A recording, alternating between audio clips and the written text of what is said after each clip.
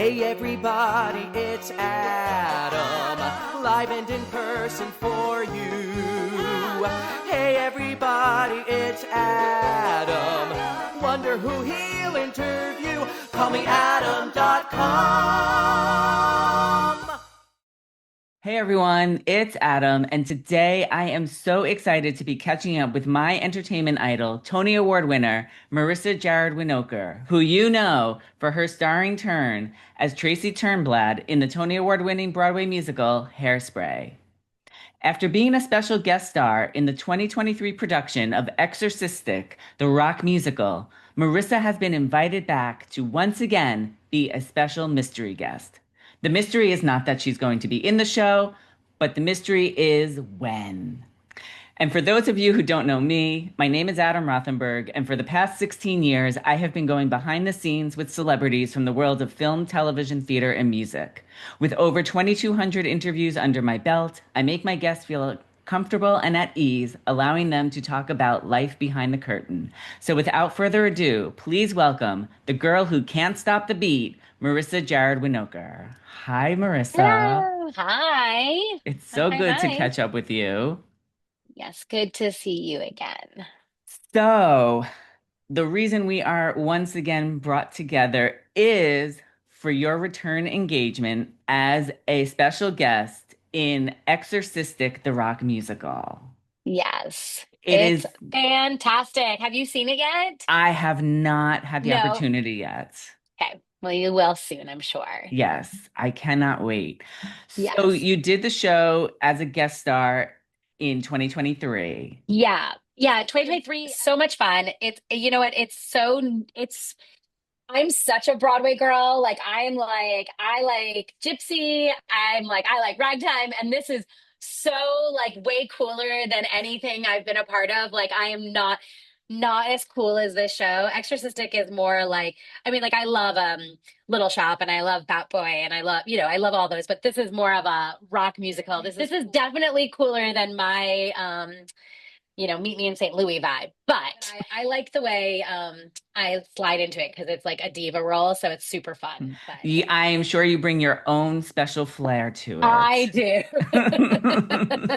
So what made you, I mean, your enthusiasm over the show is reason enough to go back to it. But what Yeah. would you say, what do you like about doing the show in this aspect as Right. a Well, guest star? yeah, well, Exorcistic, I saw it I think it was in 22 in Los Angeles. And they were just doing it in LA, and I saw it was like, oh my gosh, this is fantastic. The music is so good, written by Michael Shaw Fisher. It is insane. Like you can go on their website, actually on the Exorcistic website, and listen to the Spotify soundtrack, the soundtrack of it. It gets in your ear like an earworm. Like there's so many good songs. Like I can't even tell you, like every song is like a banger. Every song's a hit. So like it's the music is just so good. And it's literally like a story of like a theater putting on like a show of Exorcistic, and then the main girl who plays Emma Hunton plays her gets possessed, so it becomes like the play inside the play. It's so well done, it's so smart, it's such a smart show that I just wanted to be a part of it. They were like, do you want to be part of it? I'm like, yeah, let me see it. And then I saw it and was like, oh my god, this is fantastic. Like the music is so good, you won't get it out of your head. So really it was the music and the script, and Chad McMillan and Ally Miller, they both directed, and they're fantastic. I just like it. I feel like it's like my core gypsies. Like we are like, theater girls. So like it's just so fun to be a part of it. Now, how does being a guest star in the theatrical show differ from, say, when you're a guest star on a TV show? Oh my gosh. Well, it's so much harder, guys. Theater is so much harder than television or film. That's why I dabble there more. How it's different? Because when you're a guest star in theater, you don't really get a good, like, you're not like rehearsing for 2 weeks. You're not doing anything, so you go in, you learn it, and then you jump on stage. It's kind of like Fear Factor for theater people. Like I always call it fear. It's like Fear Factor, because if I were on Fear Factor, I'd rather eat spiders than like learn a song and go on stage that night and hope that like I don't mess up. So like that was the hardest part for me doing the show at all, or like wanting to be a part of it, because there is no like 3-week rehearsal period, figure out what you want to do with it, so I think it's like fear factor. And for all the divas that go in, it's like you learn the music and then you go and you rehearse it that day, kind of, and you get to kind of work with some people and then you're just kind of like throw caution to the wind and have fun, And I always say what I love about this so much is it's like your word against mine. Like I'm gonna go and have fun. And the 500 people watching are either gonna love it or not, but that's their word against mine. Like if you leave and say I was awful, well, all right, that's your opinion. There's no film, there's no evidence. So I will say the better thing about theater than TV is if you mess up on TV, everybody sees it if you suck. Whereas in theater, because we don't allow, cameras, it's your word against mine. I won a Tony Award. You can't take that away. Now I have to ask you because I'm gonna be completely honest here. I can't even memorize my less than 1 minute introduction. How Yeah. do you memorize a song in a day and be able to perform it that night? Well, you have the song prior. You don't learn the song that day. You just. So you definitely, hopefully, learned it prior to going in that day. Listen, Emma, who she's in the show every night, but I feel like Emma Hunton could literally learn a song that day and be better than anyone that night. Like I've done a bunch of things with Emma throughout the years. I've worked with her on and off. I want to say for 10 years. I've worked on and off with Emma in theater capacity just in LA because in LA, you can just do theater and have fun, and there's like no judgment, and everybody just has fun, and we just like put up a show in our barn, basically. And it's like my core group of friends. And Emma like literally will like be on stage learning a number, and she will steal the show. So that alone would make me want to see this show, just because she sings better than anyone. I think she was the youngest person to ever play Alphaba, and you see why when you see her perform, now you're like, oh, of course she was the youngest alphabet. That makes perfect sense because she's so talented. Now, as you She's great. mentioned in the show, like you said, is a parody of The Yeah. Exorcist. So I have to ask, has there ever been a time you felt like you were possessed either by a character or supernatural force? I think I'm always possessed by my character. Like I listen, I once played Winifred. We did oh my god, Hocus Pocus. Oh my Oh, gosh. Oh oh, my gosh, you that guys, I'm Winifred. old. I'm old. I'm old. Oh, not Winifred from Once Upon a Mattress. That I can remember really quick. Yeah. No, Winifred in Hocus Pocus, and I definitely was channeling Winifred. I definitely get possessed by all my characters. There's times where like when I played Tracy, I'd be like, well, Tracy, like I would literally refer to myself as Tracy. Like, I don't know, Tracy wouldn't do that. Like I'm always 100% my characters. Um, yeah, no, I get possessed definitely by whatever character I'm playing in any medium, actually. So now the other thing that you mentioned about the show, which I love, is that the audience does follow this theater company from the stage reading to Broadway as they try to, as their quest for fame and money supersedes their art and humanity, is Yeah. what press notes state. Now, Yes. my question is, we live in a world that is obsessed with fame and money. So, what advice would you give to someone about finding that balance between feeding your soul and earning a living? Like my good advice was like I did theater and then I went and did TV to make money. I definitely feed my soul in theater and then I make my money in TV and film. As we all know, theater is not a high paying job, but it's definitely like what drives me in life. So I think I do some jobs for cash and some jobs because I love them, like how Laura, me and Carrie, we put our show up, Mama Big Girl Now last year off Broadway, where did we make tons of money? No, but it literally made me feel totally alive again and wanting to be back on stage and excited. And, sometimes the job is to just feed your soul. And I think with theater it is, but you do need a side hustle if you want to do theater. I hate to tell you. Even I have side hustles, but I mean, being TV and film, my side hustle's still acting, but you can't like I do reality TV. I say yes to every job. So like, I think if you want to do theater and feed your soul through theater, you can't be picky and you can't get like, well, I don't want to do commercials or I don't want to do reality TV. It's like, yeah, just do it all. Like nobody cares. Just do everything. Just do everything. I love your yes attitude that Yeah. you always say yes to everything. How do you perform? So like you mentioned that you take some TV and film roles for the money to earn Yeah. your living. I How mean, do I you, love doing them too. of It's just not as like, course, it's not as, it's not coming from my soul. It's not coming from my like blood, sweat, and tears. Like I can have 104 fever and be raising a kid and be doing that at the same time. Carrie Butler is like, she's a unicorn. She can like have two children, raise her children, be totally present with her children, and she can also star in Broadway shows. I was not able to do that at the same time. because you took a step back to raise your Yeah. kids. Yeah, like I have one son and I definitely I living in Los Angeles and doing TV and film is much it is for me. Like listen, everybody's different. Everybody's different. But like for me, I can, as I said, like you can go, I can shoot a TV show. I shot a TV show and I literally had like 103 fever. I wore, I was wearing in a mask. I was so sick. And then I take off the mask, shoot my scene, and then go back to my trailer for 12 hours. You know what I mean? Whereas like in theater, you can't do that. You can't. Like, and for me, like when I'm singing, like there's been times like when I work at the Hollywood Bowl a lot. I'm lucky enough to get to work there a lot. And like I'll stay in a hotel because I live literally 8 minutes from there, but I'll be like, I have to like shut down because I'm singing tonight, So I have to like take time for myself. So when I had a child, it was definitely like I can't do both well. So I had to my son will probably say that I didn't wasn't a mother well either, but I did it the best I could do.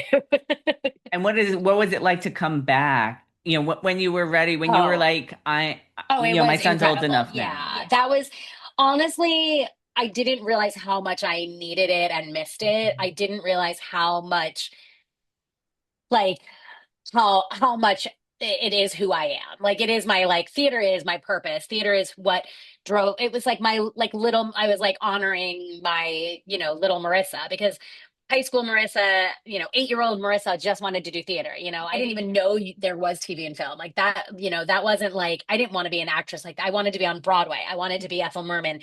So I was lucky enough to have a job regardless. But when I came back and did the show with the girls with Carrie and Laura, it was definitely like, oh, this is where I'm supposed to be. This is what I'm supposed to be doing. I need to be back on stage in New York. Like I'm not meant to be sitting in a trailer for 12 hours by myself.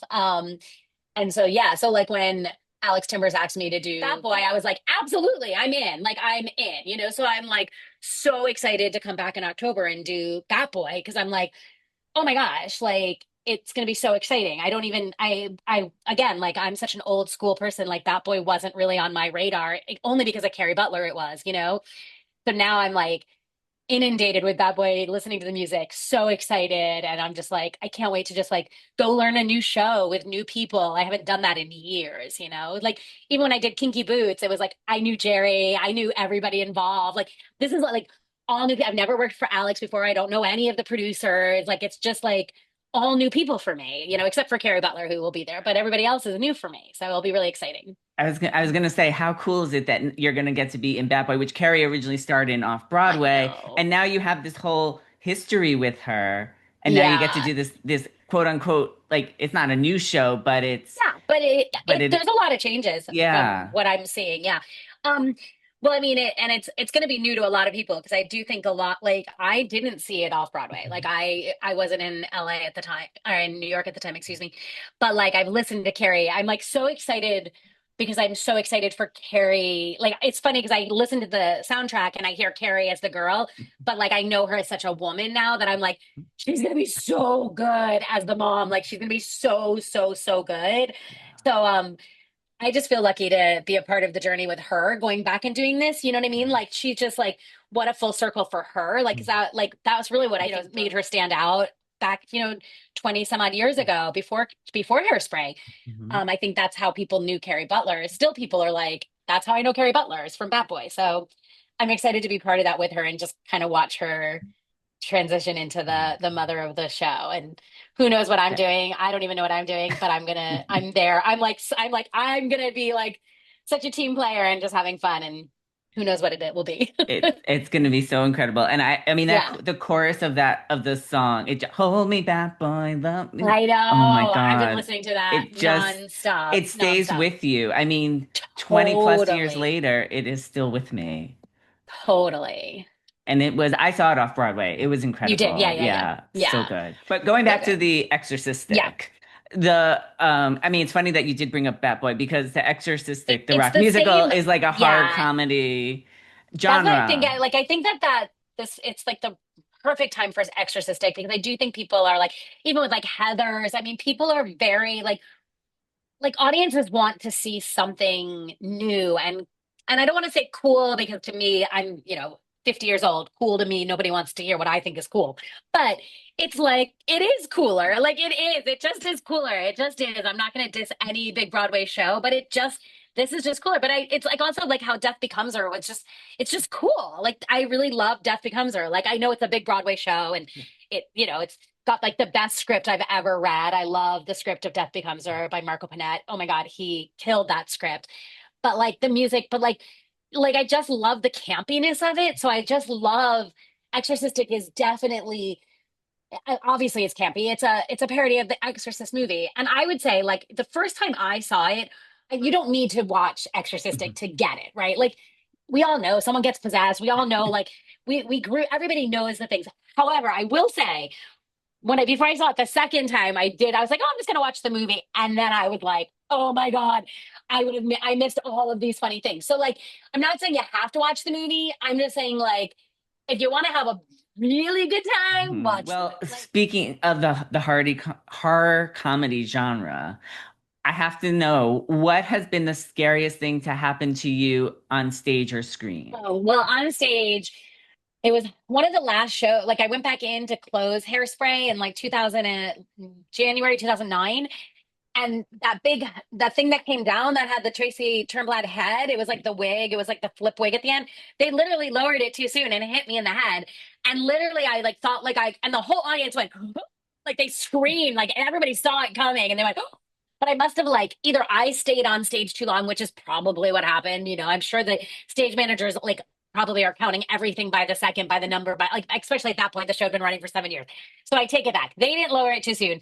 I probably stayed on the stage too long. And they lowered that head, like a big concrete, not concrete, but it was like wood hair thing, hit me in the head. But but you know when you get hit and you don't realize, like I literally thought like someone came out of the audience and punched me in the head. Like I didn't understand what had happened. And I was like so confused. And then, yeah, that was the scariest thing that ever happened to me on stage.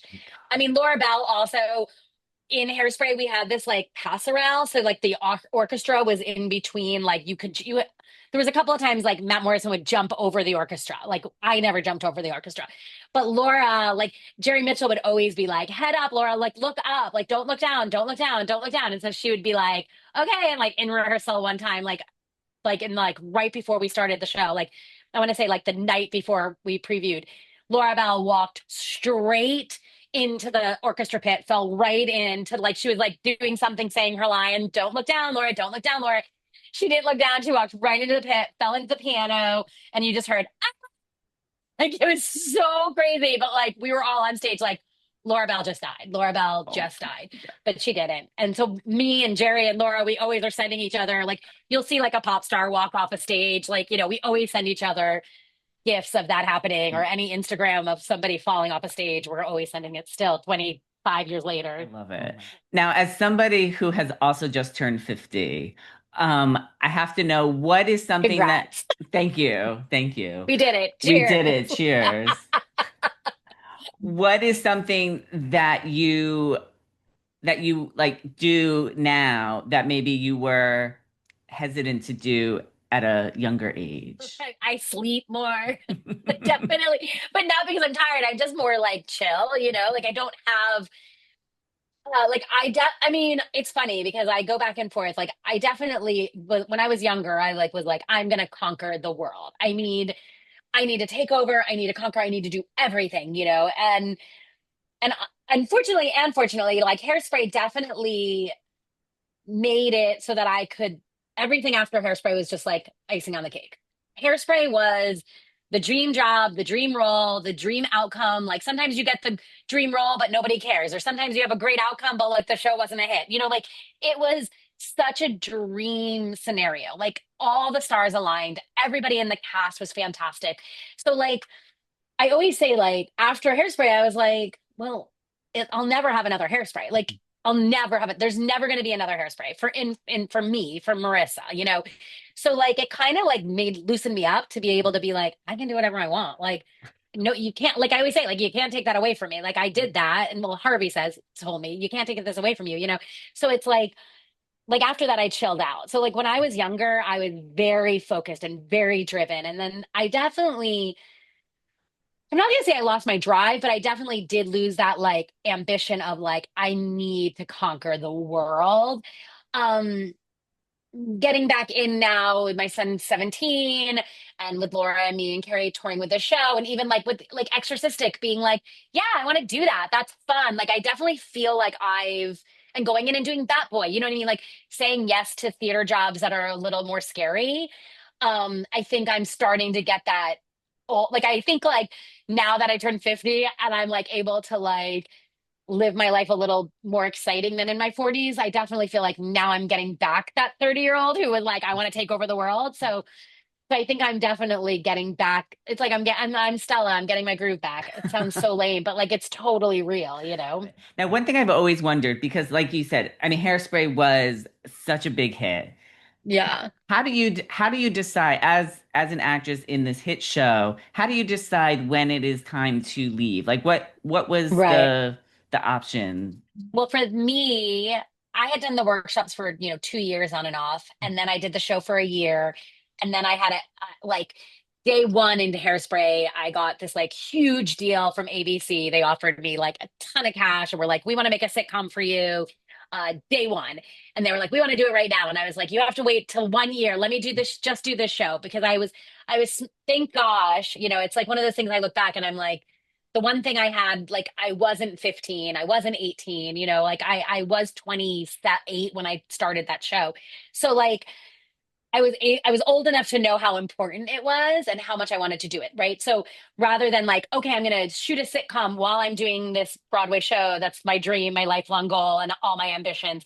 I was like, I will do a sitcom for you in 1 year, like 1 year. So literally 1 year to date from when we opened was like my contract was up. You would renew my contract at 1 year, but I moved back to which I had already been living in LA doing TV and film. I did that after doing Grease on Broadway, but so I only left because I had another job. Um, Now, when I did Grease on Broadway, it was the opposite. I stayed in that show for 4 years. Like I was in that show for 4 years. The show had to close. I wouldn't have left. I would be in Grease still today if that show was still running. Um, because people would leave the show and I would be like, "Where are you going? Like, you're leaving the Broadway job to go be a hostess? Like, why are you like? This is the dream. This is what you've worked your whole life for." And they were like, "I'm bored." I'm like, "So you're gonna be bored as whatever? Insert job here. It's a job. Like, at some point, people have to realize like." It is also a job. It might be your like lifelong dream, but it is a job. Like it isn't going to be fun every day. It is going to be hard. It isn't going to be a perfect, then it wouldn't be a job. Then it's a hobby, then it's like a choice, doing the show with Laura and Carrie, that's not a job. That's like fun and joyful and not a job. But like eventually if it becomes a job, we'll stop doing it. You know what I mean? So but yeah, with Hairspray, I had to leave because I had another job. And with Grease, I stayed until the show closed. I love it. And I also Yeah. love how you you made that commitment to do Hairspray for a year and you sort of put like what in like our entrepreneurial community we talk about like a boom gate. You had this wall up where you're like I cannot do this any earlier because I made this commitment. I need this Yeah. experience. So I think that's great that you set that up for yourself and you stayed committed to it. Oh, I love it. It's called a boom A gate. boom gate, yes. I love that. Yeah. I don't do that enough. Let's be clear. I roll myself too thin always. I'm always like, yeah, I'm doing it. And then I'm like, oh my gosh, I'm like directing something, then the next, like the show goes up, the next day I'm flying to New York, then I do that show, then the next day I fly to Canada. Like I don't have any boom gates anymore, but Oh my I'm gonna gosh. have to get some of those. I'm gonna get Yes, some of those. I I think you am. will. Well, I do have to start wrapping things up. Great. Um, so since I am going to be putting this interview also out on my podcast, I always like to end my interviews this way. And I know I asked you this question the last time we did the interview together, but my podcast is called Bearing It All with Call Me Adam. So if you could bear it all and reveal something today that you have not shared previously, what would you share with me today? Oh my gosh, I think now that we're talking about it, I think my saying yes to everything is starting to nip me in the butt a little. Like I'm gonna tell you, and I wouldn't have said this to, a year ago, but I think I'm gonna have to say no to a couple of things in the future. I think I'm putting too many things on my plate right now. So I'm very tired. I'm very tired. I I am such the yes girl. I say no. I never say no to anything, and that's kind of how I've lived my whole life. But right now, I'm genuinely feeling like, ooh, how am I going to get it all done? So I think bearing it all right now, I'd say either I need to get some better sleeping pills, or I need to say no to a couple of things.